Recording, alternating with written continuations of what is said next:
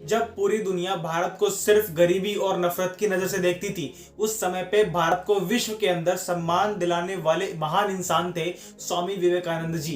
तो आज उन्हीं के जीवन से जानते हैं कि हमें हिंदू होने पे गर्व होना चाहिए या नहीं, क्योंकि स्वामी विवेकानंद जी की आज 159वीं जन्म जयंती है। और हो सकता है मेरी बातें बहुत से लोगों को बुरी लग जाए, क्योंकि सच्ची बातें उन लोगों को सुनना पसंद नहीं है। क्या नेशनलिज्म और हिंदुइज्म को प्रमोट करना कट्टरपंथी है?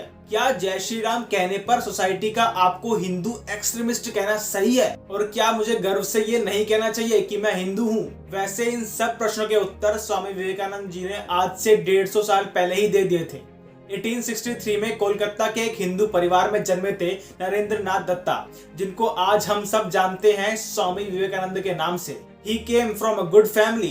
उनके फादर कोलकाता हाई कोर्ट के अटर्नी थे। So rather choosing a life of a monk, उनके पास ये ऑप्शन भी था कि वो आराम से अपनी जिंदगी बिता सकते थे। लेकिन जब पूरी दुनिया भारत को सिर्फ स्नेक चार्मर और पॉवर्टी यानी सपेरे और गरीबों की धरती मानती थी, तब स्वामी विवेकानंद ने 1893 में शिकागो के अंदर हो रहे पार्लियामेंट ऑफ वर्ल्ड रिलीजियंस के अंदर अपनी स्पीच दी, जिसमें उनके सिर्फ इतना बोलते ही Sisters and brothers of America, वहां बैठे लोगों ने तालियां बजाना शुरू कर दिया। और उन्होंने आगे कहा कि मैं एक ऐसे धर्म से आता हूं जिसने पूरी दुनिया को यह सिखाया है कि टॉलरेंस और यूनिवर्सल एक्सेप्टेंस क्या होता है। 1893 की स्पीच एक ऐतिहासिक स्पीच थी, जिसके बाद लोग उनका पूरे विश्व के अंदर सम्मान करने लगे। और अमेरिका में तो उन्हें खासकर ज्यादा माना गया, जिसके बाद वो अमेरिका में 3 साल तक और रहे। उन्होंने गर्व से पूरी दुनिया के अंदर योगा, वेद और आयुर्वेद का प्रचार किया।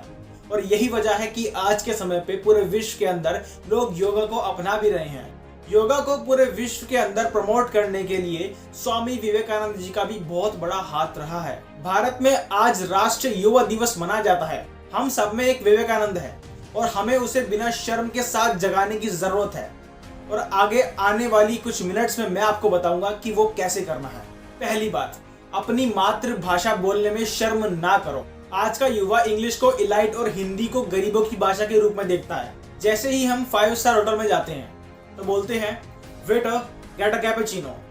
अरे भाई, तुम बैठे भारत में हो, वेटर भी भारतीय है, तुम भी भारतीय हो, फिर भी अंग्रेजी? मतलब क्यों भाई? चलो ये तो फिर भी बहुत बड़ी बात हो गई। साधारण तौर पे भी अगर कोई अंग्रेजी नहीं बोलता है तो उसको गवार और अनपढ़ ही समझते हैं। ऐसा इसलिए क्योंकि पिछले 150 साल से हमारे अंदर एक हीन भावना डाली गई है। समझ नहीं आया होगा? Inferiority complexion.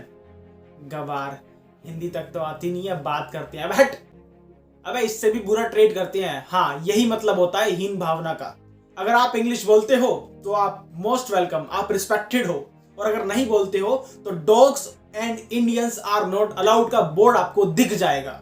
जहां पे जिस भाषा की आवश्यकता है वहां पे उस भाषा का उपयोग करो, लेकिन अपनी मातृभाषा को पढ़ो तो सही, सीखो तो सही और उस पे गर्व तो करो। दूसरी बात, अपने इतिहास को सिर्फ एक हिस्ट्री सब्जेक्ट जैसा मत पढ़ो। उसको पढ़ो और समझो कि अगर मैं ऐसे बैठ के तिलक लगा के हिंदुइज्म की बात कर पा रहा हूं तो वो उन वीरों की वजह से है जिन्होंने इतिहास के अंदर अपनी जान दी इस धर्म के लिए और इस संस्कृति के लिए। तो आपको उस पर गर्व होना चाहिए। तीसरी बात, आपको क्या लगता है स्वामी विवेकानंद जी ने ऐसा क्या पढ़ लिया जो पूरे संसार में कहीं नहीं था? उनके अंदर ये गुण कहां से आए? वो एक अच्छे वक्ता, अच्छे स्पीकर कैसे बने? उनको इतना ज्ञान कहां से आया? क्योंकि उन्होंने हिंदुइज्म को पढ़ा, भारतीय संस्कृति, सनातन संस्कृति को पढ़ा, वेद पुराण सब पढ़े। तो अगर वो पढ़ के ज्ञानी बन सकते हैं तो फिर आप क्यों नहीं पढ़ रहे हो? मैं मानता हूं कि सब कुछ पढ़ना हर किसी के बस की नहीं है, लेकिन भगवत गीता, रामायण, ये सारी चीजें तो आप पढ़ सकते हो। वैसे तो सच बहुत सारे हैं, लेकिन उन सब में से एक सच यह भी है कि भारत को अगर विश्व में सम्मान दिया है तो सनातन संस्कृति और हिंदुइज्म नहीं दिया है। वरना आप ही बताओ कि जहां पे हमारी संस्कृति मिट गई है आज उनका क्या हाल है? पाकिस्तान का पूरे विश्व के अंदर क्या सम्मान है? ग्रे लिस्ट में पड़ा है। बांग्लादेश, अफगानिस्तान, कोई कंपैरिजन ही नहीं है संस्कृति के मामले में।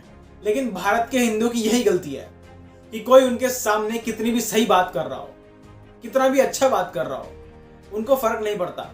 वो जागरूक नहीं होते, और अगर थोड़े बहुत कहीं जागरूक होते भी हैं तो दूसरे उन्हें शांत करवा देते हैं। ना ऐसी वीडियोस को कोई शेयर करता है, सिर्फ शेयर करना ही नहीं, खुद ऐसी चीजों को फॉलो भी नहीं करते हैं।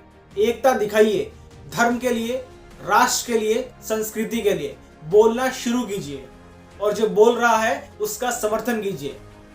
अगर मेरी बात से सहमत हो तो मुझे कमेंट में अवश्य बताइएगा। वीडियो को शेयर करने का उपकार अवश्य कीजिएगा। आप नहीं तो कोई और सही, हिंदू जागेगा।